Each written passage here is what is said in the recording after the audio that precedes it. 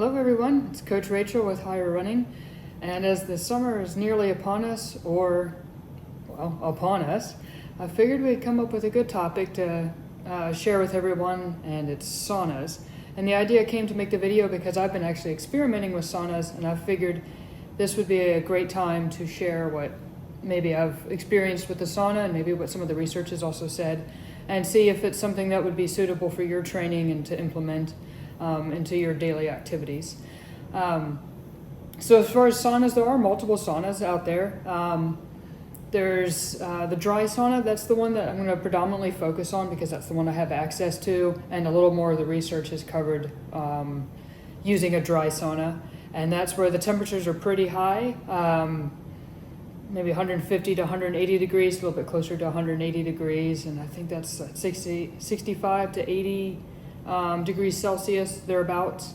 There's wet sauna, which is a little bit cooler in temperature, but it's much more humid. I won't have much to say about that because I don't use a wet sauna, and I think a dry sauna is probably more effective for folks because you can do more sessions, whereas the wet sauna can really take it out of you. And then there's a newer one that's maybe gaining some traction and popularity. That would be infrared sauna. It's kind of the one with all the red lamps everywhere. And instead of heating the room per se, it's penetrating your body and warming up the body through the core, but it gives some of the same benefits that a dry traditional sauna, or also known as Swedish sauna.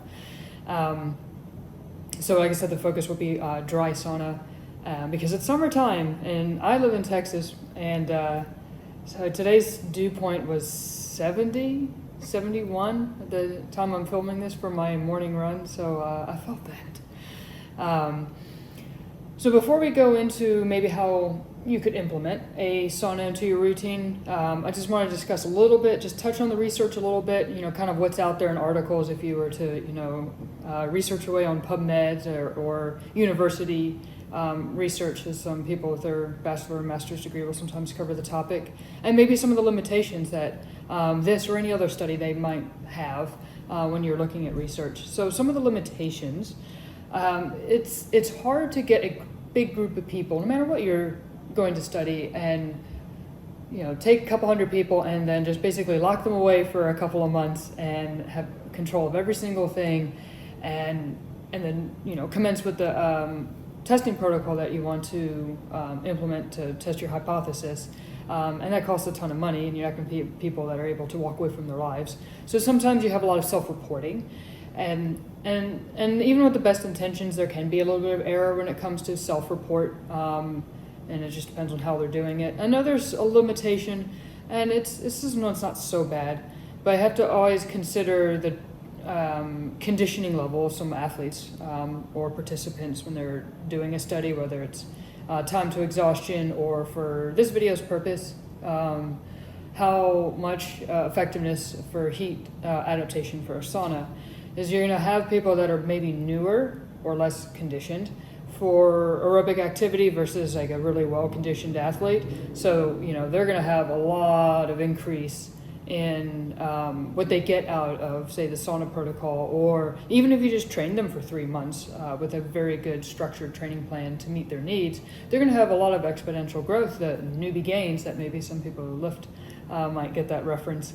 Whereas somebody who's been at this for 4, 5, 10, 15 years, and they're trying to maximize any little thing that they can to get a last 1%, whereas somebody that's in their first 6 months of training, they might have 10% that they can get. So there are limitations in that. The more along the way an athlete is, the less apt they're to go through a protocol, if you will, of training. They may not want to or have the schedule to interrupt for a big goal and to do a sauna schedule or a different training modality. So those are just a couple cautions when it comes to research, just kind of FYI. Just look at trends, look at more than one study. Always look at more than one study, and even if it had some meta-analysis, that's another good thing to look at.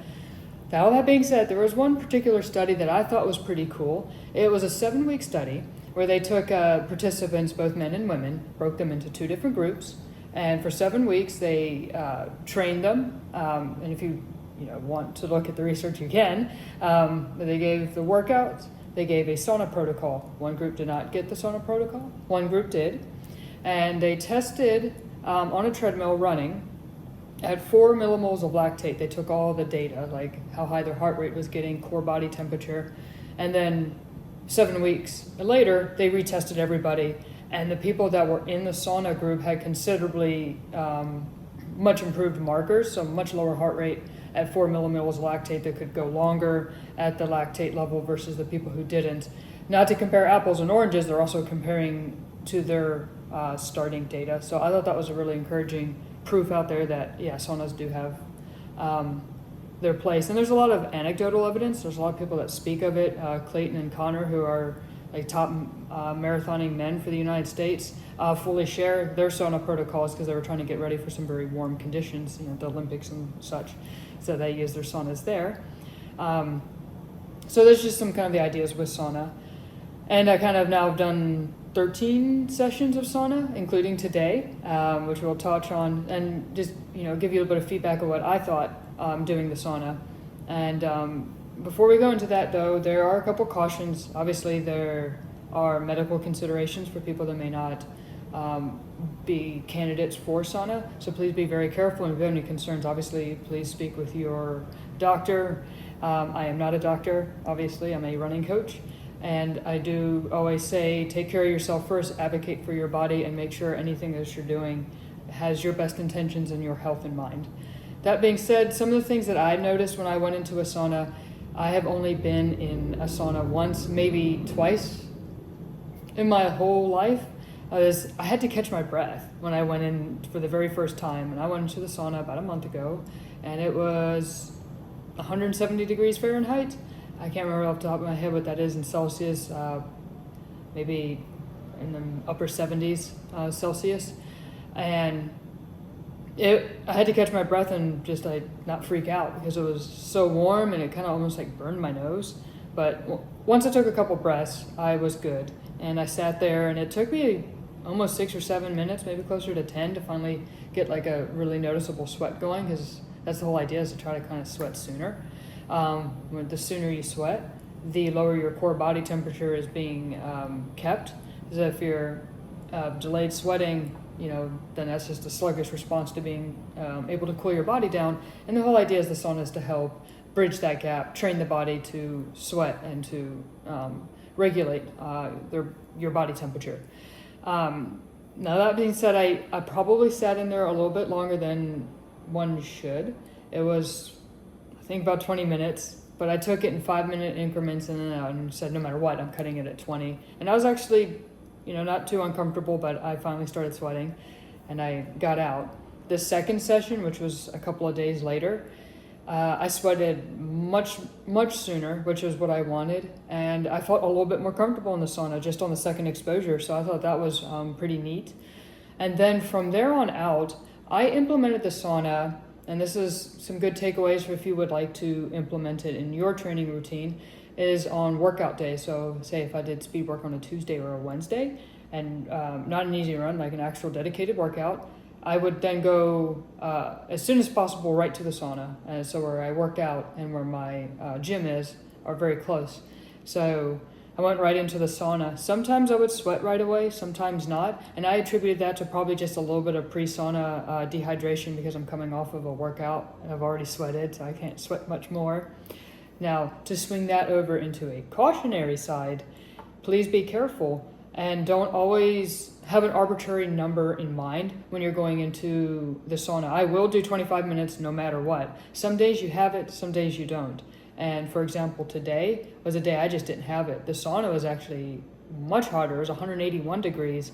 And I started sweating right away, and I felt good for 10 minutes. And then I was not feeling very good, and I only made it 18 minutes. And I had a goal of 25 minutes. But I got out because that was all I could do, and I was starting to almost get a little bit woozy. So you want to stop before that. And I'm telling you that, and I'm sharing that because I should have probably just stopped at 10 minutes and called it good. Maybe 12. So who benefits from a sauna? Why even do all this after all this miserable sweating I just described? Well, I think a key group of people would benefit are the folks that are getting ready for summer, like right now, to get ahead of it a little bit, because even just a week of the sauna, you will build that blood plasma up, and that is what gives you ability to cool your body down in a sense. Is one of the physiologic changes, blood chemistry changes, whatever how you want to describe it, that's happening in your body to prepare and adapt for the heat. Now it also goes hand in hand with aerobic conditioning. Blood volume expands the more conditioned you are. In a nutshell, I don't want to quote too much in there because I frankly don't understand all the biology to it. So getting ready, preparing, so when you do get hit with that first hot, humid day, you're just a little bit more prepared, or you feel ready to do your workout in those temperatures. A great group of folks that would benefit from taking a sauna session here and there would be the cooler climates. So if you lived up in the New England area or the Pacific Northwest and you have they say an early spring half marathon or marathon and it's down in the southeast, for example, or just a warm climate in general, I think it would be a great time to implement some of the sauna in your training and to prepare you for that race. That'll just be one more thing that you can do to potentially protect a goal time if it's warm. Now, obviously, that has its limitations. If it's going to be 80 degrees, there's just so much sauna you can do. You're not going to be able to completely bridge that gap and make 80 degrees feel like 50 degrees. But you'll be just a little bit more prepared and essentially keep yourself safe at those temperatures. So that would be kind of the idea. Even in Texas, though, I feel like I got a benefit, and here's why. The other week, I did a 5 by a mile workout, and it was 75 degrees Fahrenheit, and the dew point was nearly 70. It was a sweat box. And so I was given my paces by my coach, and they progressed down to 5-second increments, so one being a little bit faster than the other. As you understand, if you've run in heat, and doing a longer interval, if it's 5 to 10 minutes, you don't quite cool off in your rest period, so it just gets a little exponentially harder and harder as you're going on. So that's what I kind of expected to happen. So in the summertime, let's just say I average 6-minute pace for all 5 intervals. That's a great cool weather pace for me. But in the summertime, I have to be happy if that's 6:20 pace. So 6 turns into 6:20. Well, color me surprised when I went 6:03 down to 5:52 pace for the split. So I didn't execute the workout perfectly, but I didn't fade. I kept speeding up in each one. And it wasn't until the last one where I was having to dig a bit and deal with the heat and just tell myself, well, this is the final rep. There is no more. So let's just get this done. Whereas after about rep 2, because I've been running for a few years, I feel the heat. And rep 3 is where I start to go backwards. And I get exponentially slower as the reps goes on. So something that stuck out in my mind was the sauna helped me start sweating quite early into that workout. And then just that broiling, crushing feeling of heat never really came.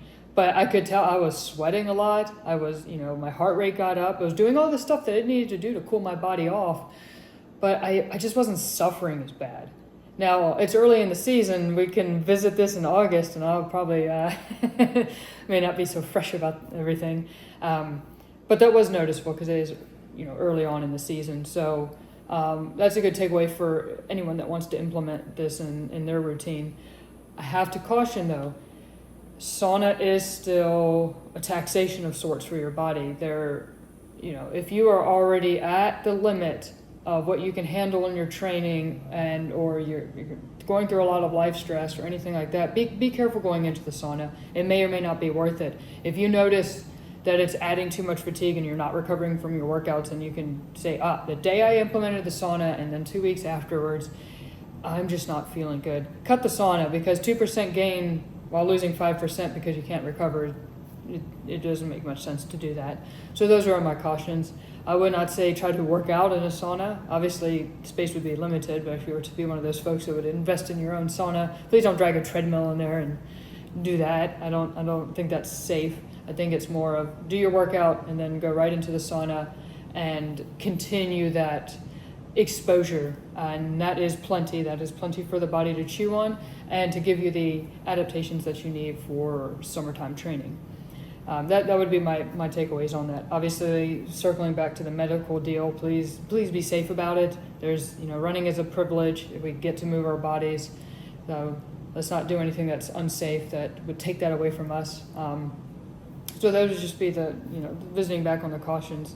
Now, for the folks that are watching this, if you have saunaed and have anything to add to it, please comment away. I would love to hear your experience. And of course, if you have any questions for us about sauna or any other training topics that you would like to hear, please fire away in the comments section. We'd be happy to answer them. Well, happy running.